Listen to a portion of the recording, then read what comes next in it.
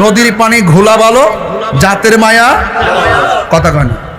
এখন তো দেখি শুধু টিকটকে ফিল্টার দিকে দিকে শুধুমাত্র পছন্দ করে। এগুলা আসল না, এগুলা 5 দিনে টিকতো না, এগুলা হারাম থেকে সম্পর্ক হয়। আর হারামের মধ্যে কখনো আরাম হতে পারে না। কথা বলেন ঠিক কিনা ভাই? হারামের মধ্যে কি আরাম হতে পারে? পারে না। এই জন্য নারীদের সবচেয়ে নিরাপদ জায়গা কোনটা? একমাত্র ঘর। একমাত্র কোথায়? ঘর। ঠিক আছে তো? ঘর হলো সবচেয়ে বড় নিরাপদ। জাহিলিয়াতের মতন আমরা নারী সমাজ চলতে পারে না। এই জন্য একটা মেয়ে ঘর থেকে বের হলো, ওয়াকিয়াটা মনে রাখবেন। এখান থেকে আমি একটা হৃদয় বিদারক ঘটনা থেকে অবতারণা করবো ইনশাআল্লাহ। একটা মেয়ে ঘর থেকে বের হলো, ওই মুহূর্তে একটা ছেলে মেয়ের সৌন্দর্য দেখে তার পিছন পিছন লেগে গেল। ওই মুহূর্তে মেয়েটা একজনকে ভয় করে জবান খুলে বলুন তিনি কে? আল্লাহকে যারা ভয় করে, আমার আল্লাহ রাব্বুল আলামিন কোরআনে বলে দিয়েছেন, ওয়ালামু আন্নাল্লাহা মাআল মুত্তাকিন।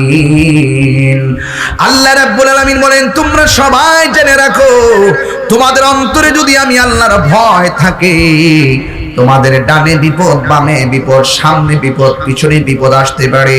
তোমাদের অন্তরে যদি আমি আল্লাহর ভয় থাকে, আমি আল্লাহ রাব্বুল আলামিন তোমাদের সঙ্গে রয়েছি। শুধুমাত্র তাই না, আল্লাহ বলেন যারা আমি আল্লাহকে ভয় করবে, আমি আল্লাহ তাদের প্রতি এমন খুশি হয়ে যায়। ওয়ালিমান খাফা মাকামা রাব্বিহি জান্নাতান।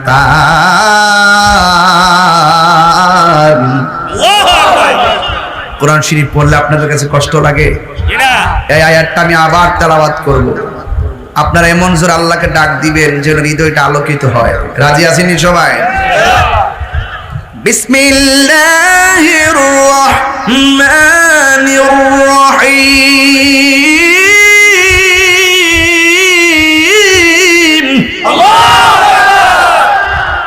আপনারা তো অনেক কাছে ছিলেন, আপনারা তো বললেন না, দুঃখ পাইলাম। জোরে বলবেন, মালিককে ডাক দিবেন, আল্লাহকে ডাক দিবেন, আল্লাহ আল্লাহু খালিক।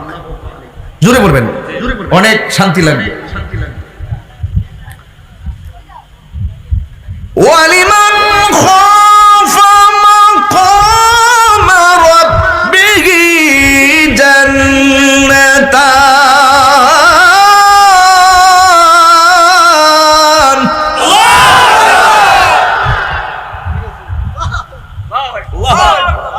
যারা আল্লাহকে ভয় করে তাদের জান্নাতকে একটা না দুইটা?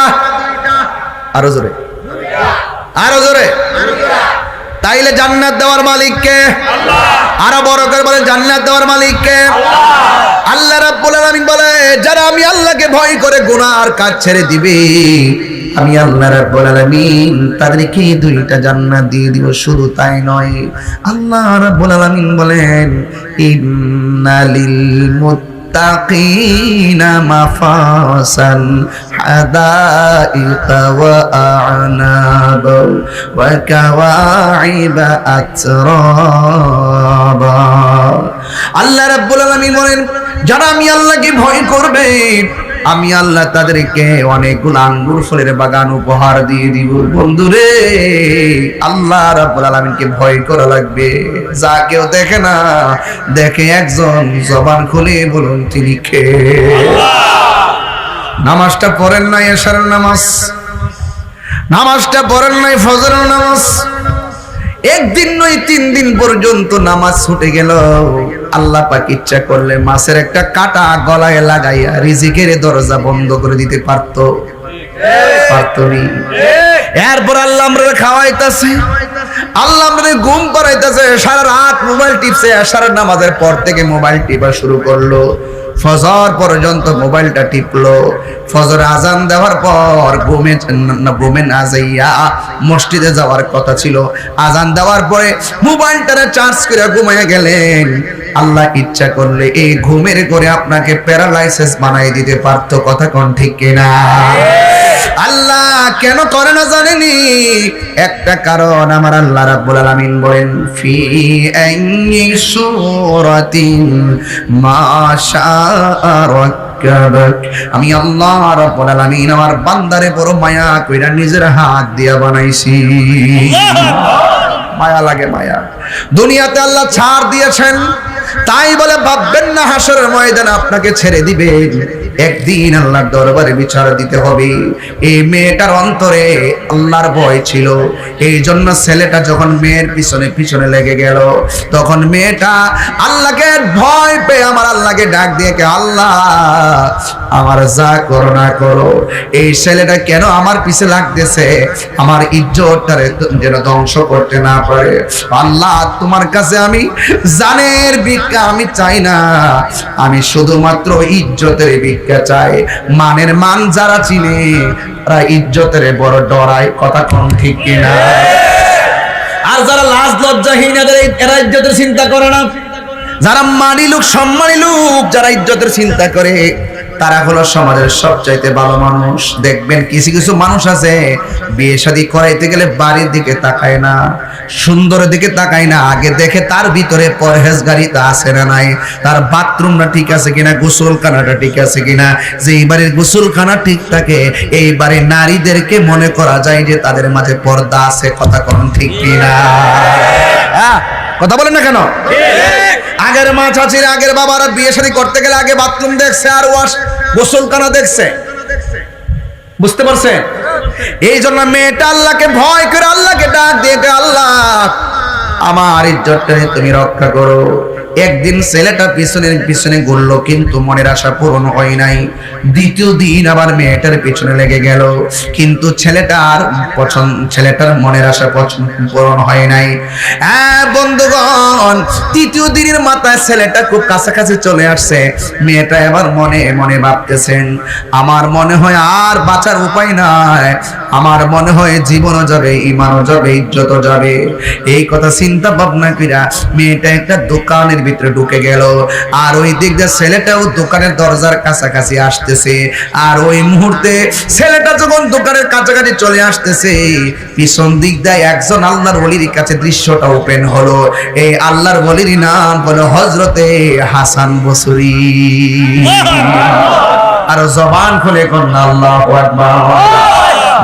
এমন গুনাহ করেছি আমার মা জানে না, এমন গুনাহ করেছি ফেসবুকের বন্ধুরাও জানে না, এমন গুনাহ করেছি আমার ভাই জানে না, এমন গুনাহ করেছি আমার বোন জানে না, যা কেউ জানে না একজন জানে।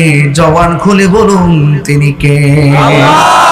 এরপর আল্লাহ দিয়ে আমরা খাওয়াইতেছে, আল্লাহ দিয়ে আমরা ঘুম বাড়াইতেছে, আল্লাহ দিয়ে আমরা হাঁটাইতেছে। বান্দা রাজনীতি লইয়া ধরো মারো, কত মারামারি কাটাকাটি প্রতিশোধের স্পৃহায় মেতে উঠে। আর আমরা যে অন্যায় করি, আল্লাহ আমরা বাঁচাইয়া রাখতেছে। দিক কেন বাচ্চা রইছি রে, ও বন্ধু রে, ও বাবা, আল্লাহ ধরলে আমরা আর কোনো উপায় নাই। গুনার বোঝা মাথায় লইয়া আমরা কাঁদতেছি, গুনার বোঝা মাথায় লইয়া কাঁদতেছি। মাফ করে দাও মাহবুব আল্লাহ এলাহি, মাফ করে দাও মাহবুব আল্লাহ।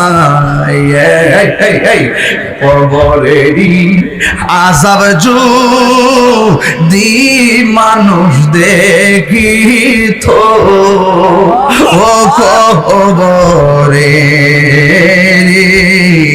আযাব মানুষ দেখি তো গরবা রিয়া পাগল ঠিক নি ঠিক নি ঠিক নি ঠিক নি ওরে গরবা রিয়া পাগল বন্ধু নাই রে বান্ধব নাই রে যেই জায়গায় কন্যা আল্লাহ আমার মায়া করে কন্যা আল্লাহ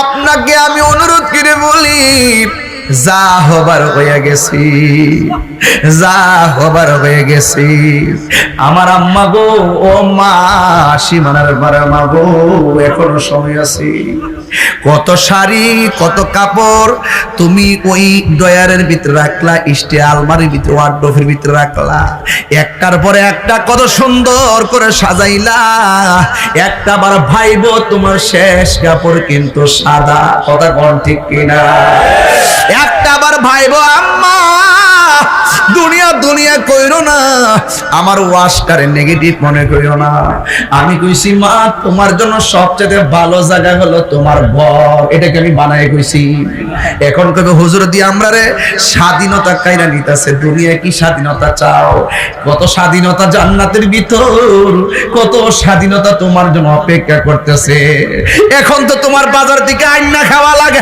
কথা কোন ঠিক কি না কোন এখন তো তোমার বাজার থেকে কিনন লাগে ড্রেস এখন তো তোমার বাজার থেকে খাওয়া আনন লাগে যদি তুমি বেশতি হইতে পারো গো আম্মা তোমার আর কিনন লাগতো না তোমার ড্রেসের কোনো অভাব হইব না খাওয়ান ছায়া আনন লাগতো না চোখ দিয়া তাকাইবা জান্নাতি খাবার তোমার পেটের ভিতরে চলে আসবে শুধু খাইবা খাইবা পায়খানা নাই পেশাব নাই শুধু মজা আর মজা এই জন্য আমার বিরুদ্ধে কথা বলো না গো আম্মা আমি বলছি তোমার জন্য সবচেয়ে সুন্দর জায়গা হলো ঘর ওয়াকরনা ফি বুয়ুতিকুন্না ওয়ালা তাবাররাজনা তাবাররুজাল জাহিলিয়াতিল উলা আল্লাহ রাব্বুল আলামিন বলছেন তোমরা যার যার ঘরের মধ্যে অবস্থান করবে এবং তোমরা প্রাচীন জাহিলিয়াতে যেই সমস্ত তারা সৌন্দর্য প্রদর্শন করে চলতো বেহায়ার মতো এমন ভাবে তোমরা চলাফেরা করিও না যে মানে সে রাস্তায় চলাফেরা করলে 100 বার চিন্তা করে যে আল্লাহর বিধান মানে না তার কাছে ধর্মের কথা বললে সে শোনে না কথা কোন ঠিক না বেঠি এই জন্য আমার যুবক ভাইয়েরা অনুরোধ করে বলবো একেবারে বড়কে আমি বলে দিয়ে যাই বুঝার জন্য বলছি বাবা এই মেয়েটা ঘরের ভিতরে ঢুকলো একটা ছেলেও ভিতরে ঢুকলো মেয়েটা ডাক দিয়া কয় ভাই তুমি 3 দিন ধরে আমার পিছনে পিছনে কেন লাগছো ওই মুহূর্তে ছেলেটাকে মেয়ে ডাক দিয়ে কয় ভাই কেন লাগছো ছেলেটা ডাক দিয়ে কয় বোন আমার আল্লাহর কসম করে বলি রে বোন আমার ঘরের মধ্যে বোন আছে আমি তোমার সতীত্বে হাত দেওয়ার জন্য তোমার পিছনে আমি ঘুরি না তোমার জামা কাপড় টাইনা খুলবো আমি এই জন্য তোমার কাছে আসি নাই আমি তোমাকে ভোগ করব এই জন্য আমি তোমাকে পিছন লাগি নাই ও বোন আমার মনের আবেগ থেকে আমি ঘুরি আর মনে মনে একটা জল্পনা কল্পনা করি কয় কি তোমার চোখ দুইটা এত সুন্দর এই চোখটা যে বানাইছে সে জানে কত সুন্দর তুমি দুনিয়া যদি এত সুন্দর হয় যে বানাইছে না জানি সে কত সুন্দর তোমার সৃষ্টি যদি হয় এত সুন্দর না জানি তাহলে তুমি কত সুন্দর কত সুন্দর ওয়ায়াতাফাক্কারুনা ফি খালকিস সামাওয়াতি ওয়াল আরদ অনেক আগে কয়ে গেছে একটা তোমার সৃষ্টি যদি এত সুন্দর না জানি তাহলে তুমি কত সুন্দর, কত সুন্দর। আমার নবীর মায়া আছে না নাই? যে নবী উম্মতেরই বেদনায় আজ তিনি কাঁদিতেছেন মদিনায়।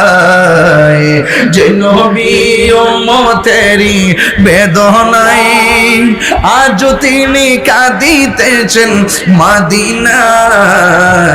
যদি সেই নবী সেই মন হয় এত সুন্দর, যদি সেই নবী সেই মন হয় এত সুন্দর, না জানি তাহলে তুমি কত সুন্দর, কত সুন্দর। তোমার সৃষ্টি যদি হয় এত সুন্দর, না জানি তাহলে তুমি কত সুন্দর, কত সুন্দর।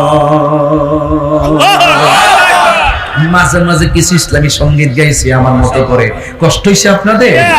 একদম নির্বেজাল ভাবে গাচ্ছি, বুঝার জন্য বলছি, ওয়াজের সাথে মিল রেখে রেখে বলছি বুঝার জন্য। এটার ভিতরে অনেক কিছু আছে। মারহাবা জোরে বল। এবার মেয়েটা বলে, ভাই কেন আমার পিছনে লাগছো? ডাক দিয়া বলে, ও বোন, আল্লাহর কসম করে বলি তোমার উপরে আমার কোনো লোভ নাই, তোমার চোখ দেখতে বড় সুন্দর। এবার মেয়েকে তুমি কি পড়ো নাই? কুলিল মুমিনিনা ইয়াগুদ্দু মিন আবসারিহিম ওয়া ইয়াহফাজুনা ফুরুজাহুম। বান্দা তুমি কি পড়ো নাই? আল্লাহ রাব্বুল আলামিন কোরআনে বলেছেন, হে পৃথিবীর মুমিন পুরুষ সমাজ, তোমাদের চোখ দুইটাকে হেফাজত রাখো। তুমি কি পড়ো নাই? লজ্জাস্থানকে হেফাজত রাখো। ছেলেটা ডাক দিয়ে বোন আমার, আল্লাহর কসম করে বলি আমি তোমার ক্ষতি করার জন্য যাচ্ছি না। এবার মহিলাটা কয়, তাইলে তুমি যদি তোমাকে ঠিক রাখতে পারো, আমার তো আল্লাহ চোখ দিয়েছে ঠিক আছে, কিন্তু আমার চোখ তাইলে তুমি হয়তো আমার চোখ দিকে তোমার রবকে গবেষণা করো। এমন অনেক দুনিয়াতে মানুষ আছে, আমার চোখ দেখে আমার গবেষণা করব, এই চোখ আমি রাখবো না। হাতের মধ্যে ছুরি নিয়ে চোখের মধ্যে আঘাত করলো। আল্লাহু আকবার বল না কেন? রক্ত ধর ধর করে পড়তেছে। ওই মুহূর্তে মানুষ ধরাধরি করে মেয়েটার বাড়িতে নিয়ে গেল। হাসান বসরি ভিতরে ঢুকলেন, ঢুকে এই অবস্থা দেখে মেয়ের বাড়িতে গেলেন। মেয়ের মা ডাক দিয়ে কয়, হুজুর আমার মেয়েটা বড় আবেদা ছিল, আমার মেয়েটা বড় জাহেদা ছিল। রাস্তার মধ্যে কোন ডাকাতের দলেরা যেন আমার মেয়ের চোখের মধ্যে আঘাত করেছে। আপনারা বলুন, সীমানার পারের মানুষ যারা সতর্ক আছেন তারা বলুন, যারা ওয়াজ শুনতেছেন বুঝতেছেন তারা বলুন, চোখ কি ডাকাতে খুলছে না নিজে আঘাত করছে? এখন মেয়েটা রক্তকরণ হতে হতে দুনিয়া থেকে বিদায় হয়ে গেছে। আল্লাহু আকবার বলেন কেন? আপনারা বলুন, এই পৃথিবীর ভিতরে একটা সন্তান যদি হঠাৎ করে মারা যায়, তাইলে মায়ের মনে কষ্ট লাগে কি লাগে না? আরে বাবা, মা সন্তানের জন্য এত পাগল, মা কান্নাকাটি করতেছি। আপনারা জবান খুলে বলুন, মেয়েটাকে আত্মহত্যার নিয়তে চোখের মধ্যে আঘাত করছে, নাকি আল্লাহর ডরে চোখের হেফাজত করার জন্য নিজের চোখের উপরে আঘাত করেছে? আসলে মেয়েটা আত্মহত্যা করার জন্য আক্রমণ করে নাই।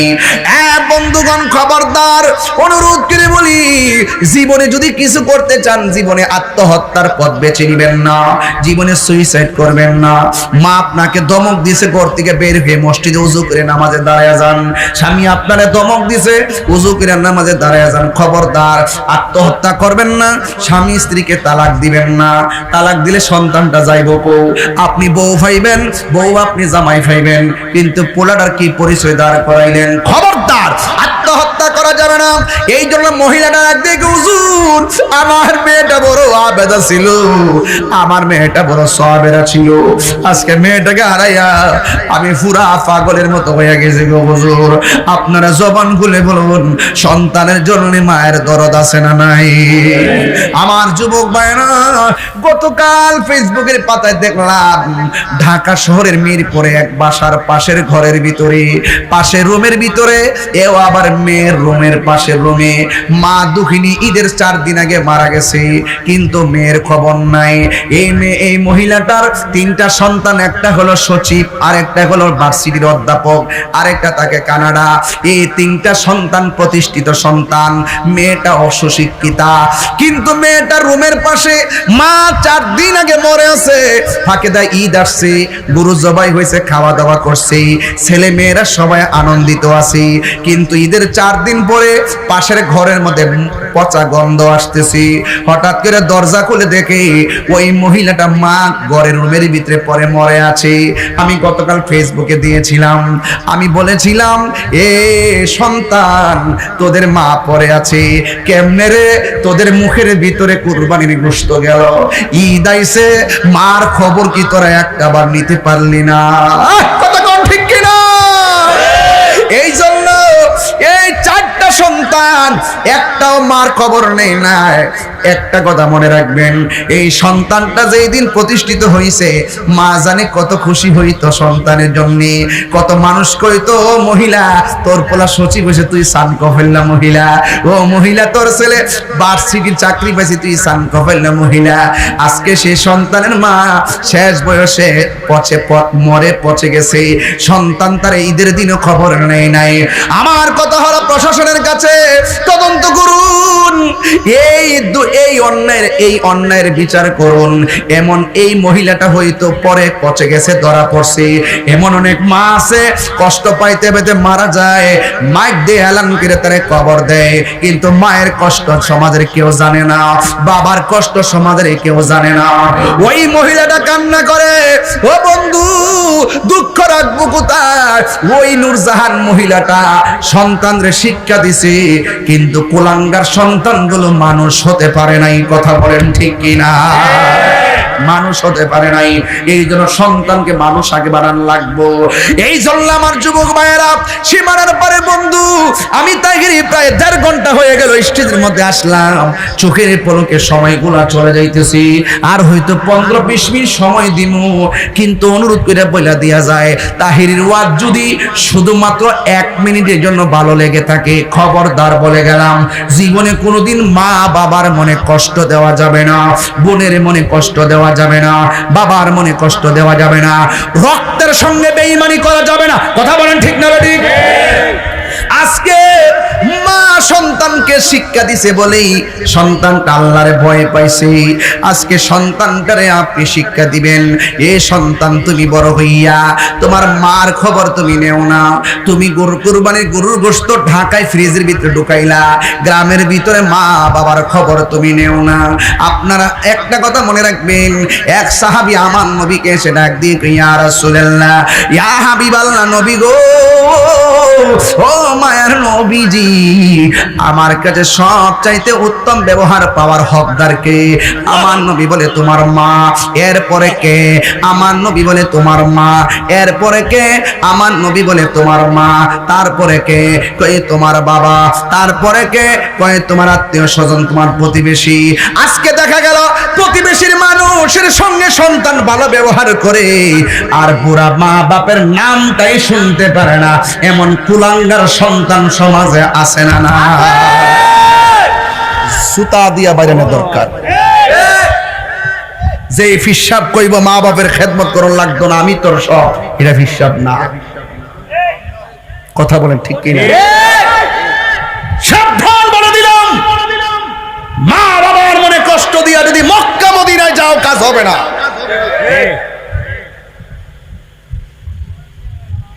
এই সীমানার পার যদি সকালবেলা বের হয়, দেখবেন অসংখ্য বাবা নালিশ করবে, হুজুর নিজের কাপড় টি কিনছে, আমার একটা লঙ্গিও কিনা দিছে না। এমন বহুত লোক আছে, খবর লয় না। আমার গ্রামও আছে, মা বাপের খবর লয় না, নিজের কাপড় কিনে মা বাপের কাপড় কিনে দেয় না। আরে বাপটা তো ফুটফুট করতে করতে বড় হয়ে গেছে। এই বেটা, বাপের কি দাড়ি ফাকনার বয়স হয়েছে রে? পরিশ্রম করতে করতে করতে করতে ফিডের দাঁড়ারে বেদনা হয়ে গেছে গা, কোমরে আড্ডি ক্ষয় হয়ে গেছে গা। তোর জন্য তোর জন্য তোর জন্য, কথা বলেন ঠিক না বেটা?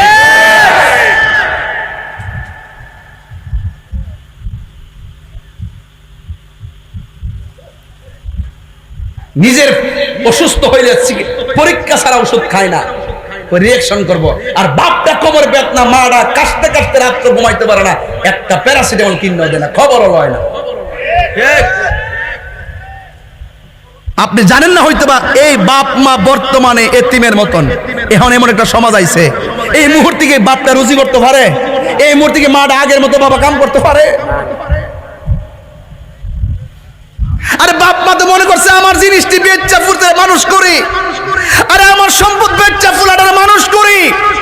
আর অথচ এই পোলা বাপের সম্পদ ভোগ করতেছে, আর এই পোলা প্রতিষ্ঠিত হয়েছে, কিন্তু বাপ মার খবর লয় না। আজকে ঈদ গেছে, গরু হইছে, সব হইছে, মাডা কবরে হইছে। এই মাডা কবরে, এই ভাইটা বাপে, হ্যাঁ আমার বাপ কবরে, আমার মা, আপনার বাপ নাই, আমারও বাপ নাই, আপনজন কবরে। আজকে দেখেন আমি আমার ঈদ গেলাম, ঈদও গেলাম, সবই ঠিক আছে, কিন্তু বাপের তো দেখি নাই, চাইলে খাইতে পারি নাই। ওই সময় তো বুঝি নাই, হারে বাপটা গেলে তো আড়াইতো না রে। দেখ ফুলাফান, যার সমাজে বাপটা আছে ফাও ফিরে থাকেন, মাটা যার আছে ফাওটার মধ্যে সুমা দিয়েন, কফলটাতে সুমা দিয়েন, দিয়া গড়তে বাইরিয়েন, যাই আবার খবর নিয়েন। হ্যাঁ, ওই বাপ মারে কষ্ট দিয়া ওয়াজ মাহফিলে বইয়া থেকে লাভ হইতো না, মক্কা মদিনা গেলে লাভ হইতো। আমি কথাটা কইলে অনেকে তিক্ততা ভাসেন, আমার কথা তিতা লাগে। যে বাপ মনে রাখো, বিয়া করার পরে তোমার বউডারে দিয়া মারে একটু এক নলা ভাত খাওয়াইতে পারলা না, বাইরে বাপটার মারে উজুর পানি দিতে পারলা না, একদিন বাপটার একদিন খাওয়াইতে পারলা না। গত পরশু দিনের আগের দিন এক জায়গাতে গেলাম, এত বছর 10 বছর হয়েছে বিয়া হইছে, হুজুর আজ শুনে তো আমারে মা কে ডাক দেয় নাই। এই বড় নাকি মারে শাশুড়িরে মা কে ডাক দেয় নাই। আমি একটা কথা কয়ে দিয়া যাই, শুনে রাখেন, কাগজ লিখে আল্লাহর কোরআন আমার সামনে। আপনি বধূ হয়ে আসছেন, মনে রাখেন যার বধূ হইছেন এই সন্তানটারে, আপনার স্বামীটারে, আপনার শাশুড়ি ফ্যাটটার ভিতরে 10 মাস 10 দিন ধরছে, তিলে তিলে ছোট থেকে বড় কইরা মানুষের বাচ্চা বানায়া 26 বছর তরতাজা বানাইছে, বানায় আননের তারে দিয়া বধূ বানায় আনছে। আর আপনি 5 দিন এসে না বিয়া বইছেন, আয়া কইন আমার হোর বাড়ি, আরে আমার ফ্যান, আমার কম্বল, আমার তোষক, আমার আলমারি, আমার বাথরুম, কেউ ঢুকতে পারতো না। ও মা গো মা, যেই বিড়ি ধরলো আর বড় করলো, এই বিড়ি একবার কইলো না আমার বাড়ি আমার ঘর, তুমি 2 দিন হইছো না আয়া আমার বাড়ি আমার ঘর, তাহলে কাগজ লিখে রাখো সীমানার ঘর। তুমি যদি তোমার শাশুড়িরে বাম হাতের আঙ্গুল দেখায় কথা কও, তোমার ছেলের বউ যেদিন আইব তোমারে ফাওয়ার আঙ্গুল দেখায় কথা কইব। তুমি কাগজে লিখে রাখো, মান হাফারা হুফিরা, ঠিক আছে নি? কামাতা দিন তো দান, যেমন কর্ম তেমন ফল। আর খেতিরি দেখে তুই ভাঙ্গে, কথা কোন ঠিক না বে ঠিক?